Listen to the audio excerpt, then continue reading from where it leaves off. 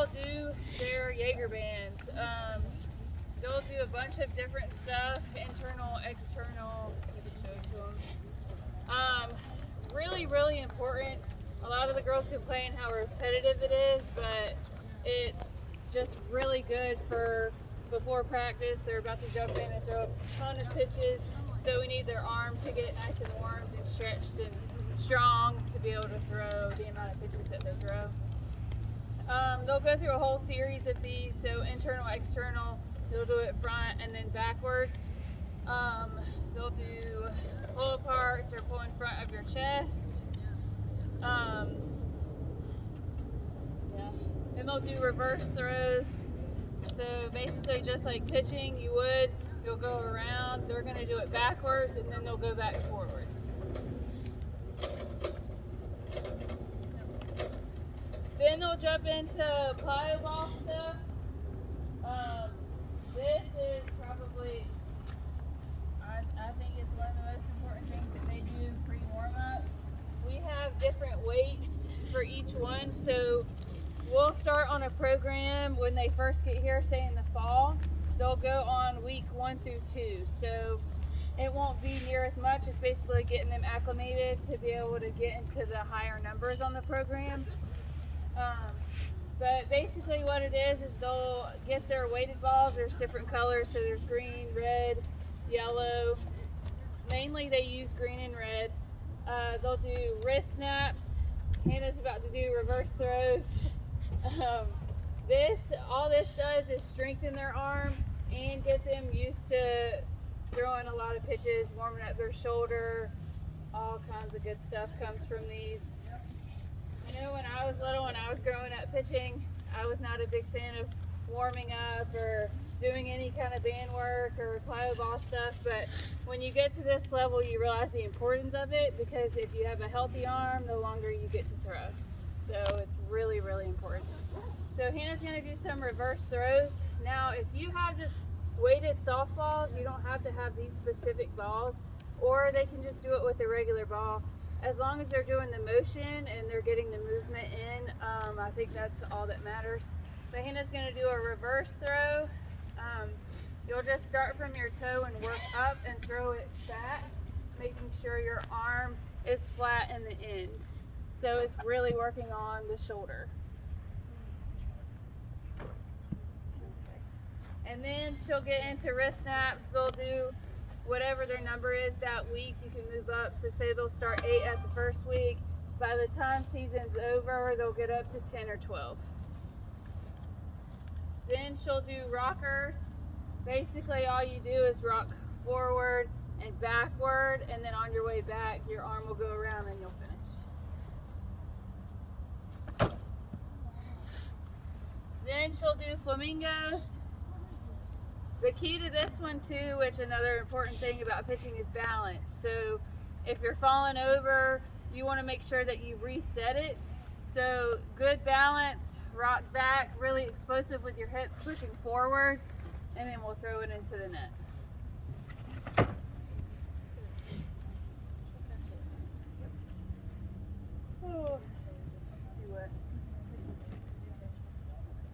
But they'll also have a wrist weight warm up. We have just weights like ankle weights. You can get them at Dick's or anywhere. They'll put them on their wrist and they'll go through a series. So they'll do rollovers, arm circles, big and small.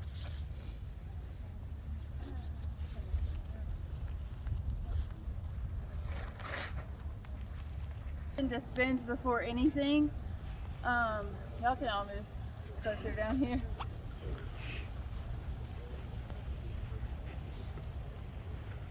So we have 3 different spinning options. We have the big ball, which is really good just to help your pitcher get their right grip and actually feel the way they're spinning. We have the spinner. It's more of a visual, where you can see if it's wobbling, you're not really on top of it or above it, or however they throw it.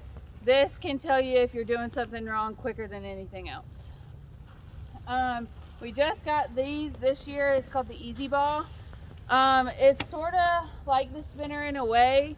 just because it's split with colors, so you'll be able to see if it's wobbly and you're not spinning it right or anything like that. But it's also the same size as the ball, so you don't feel weird about throwing a hockey puck. So we'll alternate these throughout the week. So most of the time the girls will get to pick which ones they want to throw with that day. But we make sure that we have a good rotation of all three, because all three are good for them. Yeah. So with the easy ball, it's squishy, and it's pretty light. It's not the same weight of the ball. But say on curveball, you want to make sure that if green is on top, green stays on top. If it starts to go sideways, you know that you're going down on the ball or anything like that. It's a really good tool to use to make sure that your hands and your fingers are doing the right thing for each pitch. And it's going to just show you what it looks like.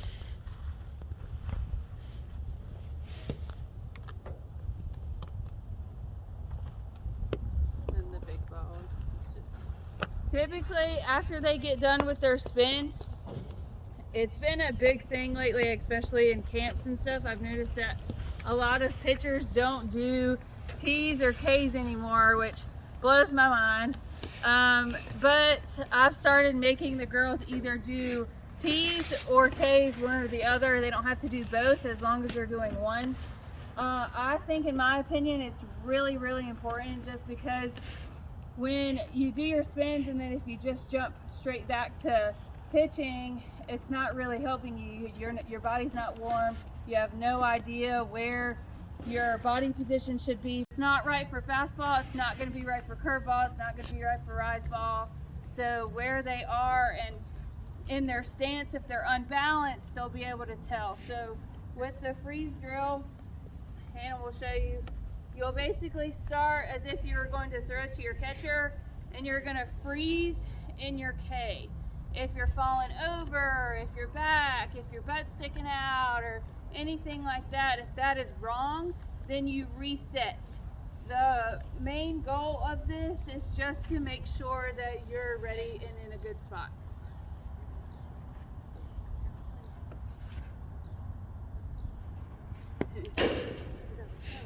That's okay. Do you have any questions so far? Speed, everybody. Any questions at all so far? Okay. After they'll do their spins, T's, K's, freeze drill, we throw distance probably every other day. I'm a huge distance, I was a huge distance pitcher. I'm not gonna make her go out there and show you, but distance does a lot of things. Arm strength mainly, but you get to feel a whole lot of different stuff when you move further back. So when you start up here, the closer you are to your catcher, you want it to be flat, typical, just like a normal pitch. The further you back up, the higher the ball needs to be. You can throw fastball only if you want to. We incorporate our movement pitches, so they'll throw their curve balls, their screw balls, and their rise balls on distance. And that's just because you can see if the ball's moving right. Like your catcher will be able to watch it move, and the pitchers will be able to feel and exaggerate the motion for curve or screw or rise and feel if they need to fix anything. And then they'll start moving their way back in. As you move your way back in, the ball should start getting flatter and flatter into the way it would look from 43 feet.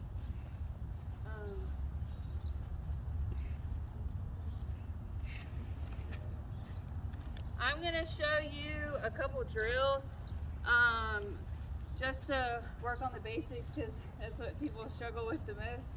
I'm going to show you a change-up drill. What you do is just typical 43 feet. You get nice and warm. You're going to take a couple steps back. Hannah is going to throw it just like she would a fastball. I think people's biggest problems with changeup is they want to slow their motion down, and that's why it doesn't look real, or hitters can pick up on it faster. But this drill helps with all of the above. that most people struggle with on changeup. So the goal is to throw it just like a fastball, keep your motion fast. She has to get her changeup all the way to Kylie without it bouncing on the ground. So she has to do her full motion, full speed, but it's going to be slow to Kylie, but it's going to make it all the way to Kylie.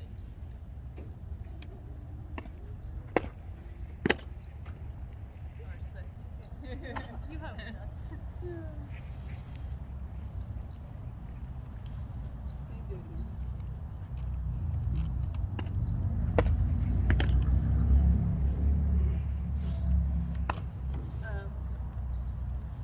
My next drills are some endurance and strength drills. We do a lot of these just because we throw so many games in a season. Same with travel ball, they're throwing a lot, so they need to be strong and able to throw a couple games in a day. First, we're going to do the one knee drill. All you're going to do, which I'm left-handed, so it's going to be opposite, but I'm going to put my glove knee up, and well, my throwing knee is up, my glove knee is down. I'm going to rock back, so make sure their toes are in the ground because they're going to be pushing back with their hips. So toes in the ground, I'm pushing back. I'm still staying in my legs. The biggest thing about this drill is to use your legs and your hips.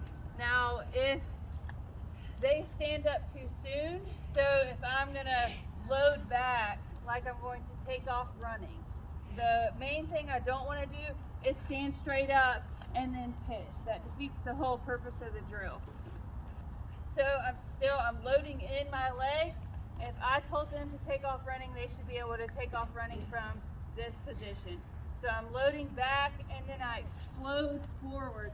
The only time that I pick up my shoulders is when I get into my K.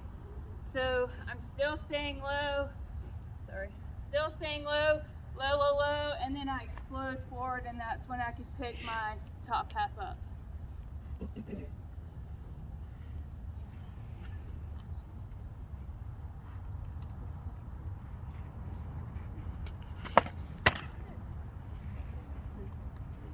It's good. You can change the pace. They can do it slow. They can do it fast.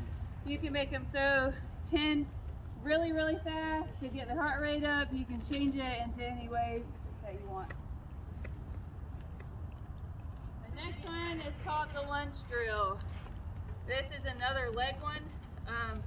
Basically, we're going to lunge first with my glove leg or my throwing hand, lunge back, and then explode forward.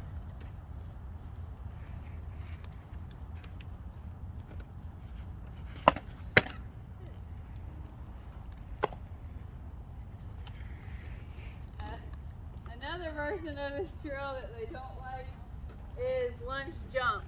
I didn't add this to I have a question real quick. Yeah. When you're doing these drills, I know she doesn't have gear on, but do you want them like in the catcher's in catching position, or do you just want them like, or you want like Either or. Okay. Mainly they can stand. This is really just for them. Mm-hmm. Now it should be like to their chest. Mm-hmm. Like I don't want them to have to chase all around crazy, but they can stand and it should hit them in the chest. Okay. Thank you. But another version of the lunge drill to bring it up a notch is lunge jumps. So they love this drill. Basically, it's just like it sounds.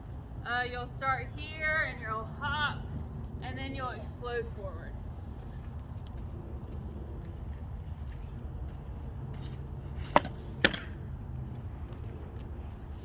Typically, they'll do about 10 of these. Pace is, by the end of it, they're pretty tired, so it just depends on your pitcher, I guess. The next one is another favorite, and it's the push-up drill, and it sounds just like it is. So they're gonna go down into the push-up position. The ball is going to stay in your hand. So when you stand up, you don't have to fix it or anything. So Hannah's gonna push herself up. Her leg is gonna go up as close as she can, as close as she can to the ball. So then after that, she's gonna rock back, just like, hold on. That's okay. Just like in the one knee drill, you don't want to stand up too soon. She has to load back, and then she can take off running if she wants to, but she's going to explode forward and not pick up her chest until she gets into the K. Okay.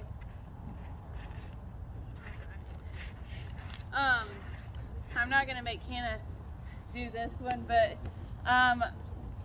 moving on to different drills. They do a spinner drill.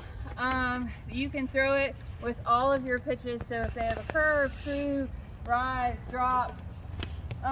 Most of the time, if they do want to do this drill with the drop ball, it's going to roll. So they're not going to throw it in the air. They're not going to do anything. It's going to bounce all the way to the catcher. Typically, they'll start it with their spins, and then they'll come to their tees, throw their spinner with their tees, come to Ks and do their spinner with a K, and then they'll come about in the middle of the mound and the grass here and throw about, I would say 70%, and just loosely go through their pitches with the spinner, which is a lot harder than it sounds because it's literally a hockey puck and you have to spin it the correct way all the way to your pitcher from back here. And then she'll back up and they'll throw full with the spinner. What that does is just make sure that they're in the right position with their wrist and fingers, and they're having the right spin from the mound all the way to the catcher. Let her do it.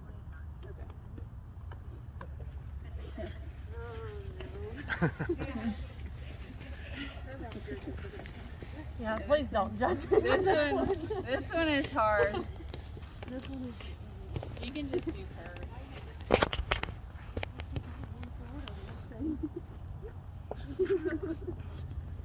And it's a different weight than the ball, so.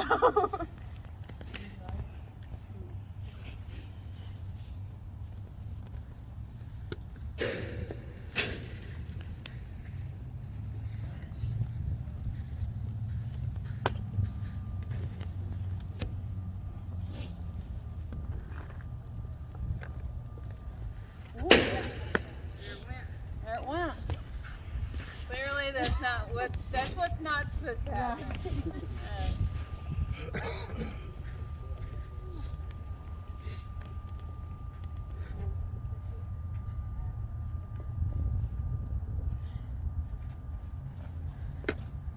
But if you see on that one, so Hannah's spinner was wobbling the whole time, right?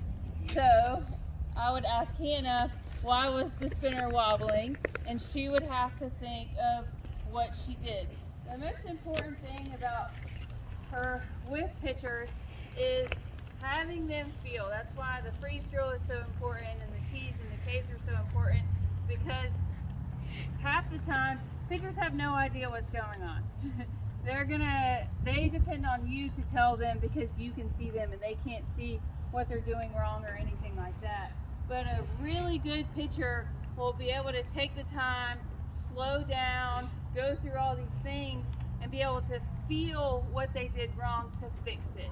That's the most important thing I think any pitcher should take away from pitching, is being able to learn how to fix things on their own without having 5,000 people tell them what they're doing wrong. So Hannah, why was your spinner wobbling like that? Because my hand wasn't in the right position when I spun it.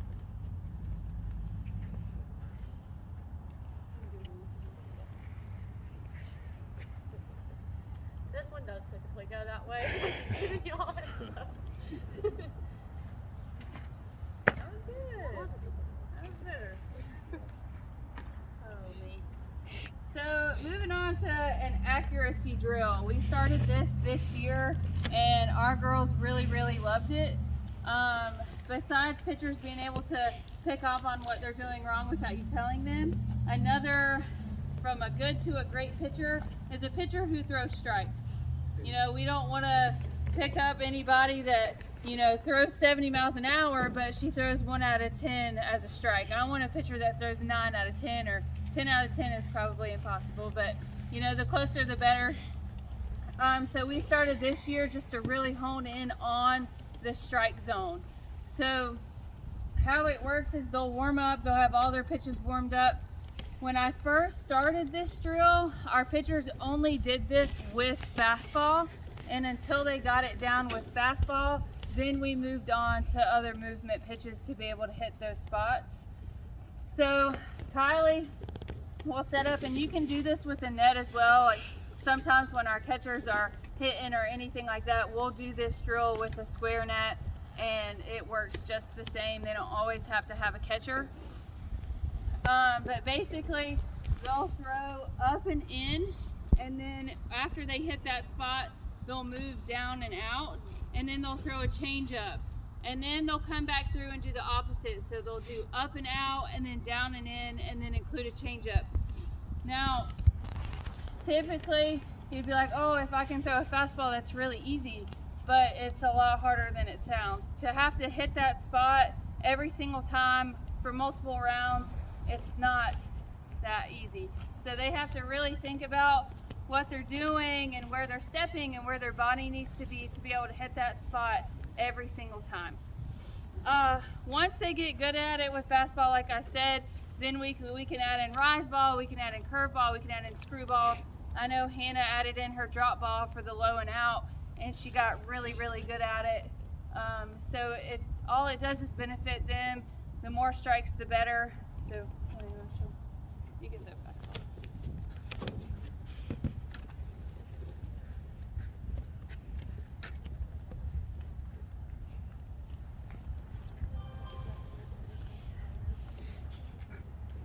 So Hannah's going to start with low and out, and then go across the plate to high and in, and then she'll throw a change up, then she'll go low and in, back across, high and out, and then another change up.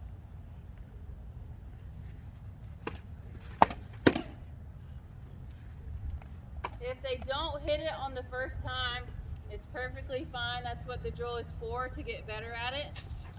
So you do not move on until you hit that spot. Once they hit that spot, then you can go back up and across.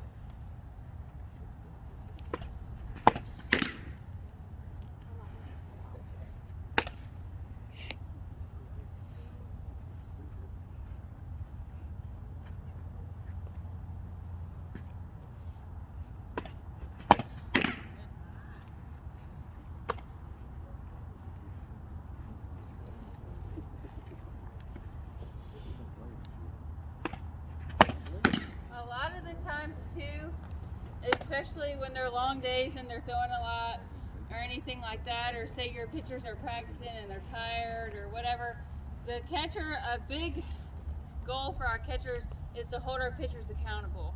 If they're out here and say Hannah missed those two, but Kylie went ahead and moved on to the high and in, then what benefit is that doing Hannah?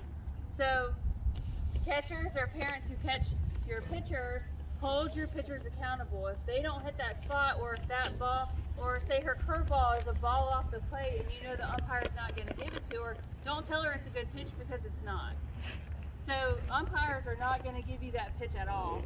And them thinking that that's a good pitch, they're going to think that they're in a good spot, and it's not. So, and that's why it gets frustrating when they come out and throw in a game and they're throwing ball after ball after ball. Well, that's because in practice, what they think is a good pitch is a ball.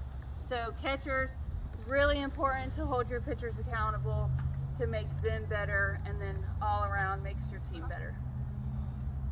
Good for it.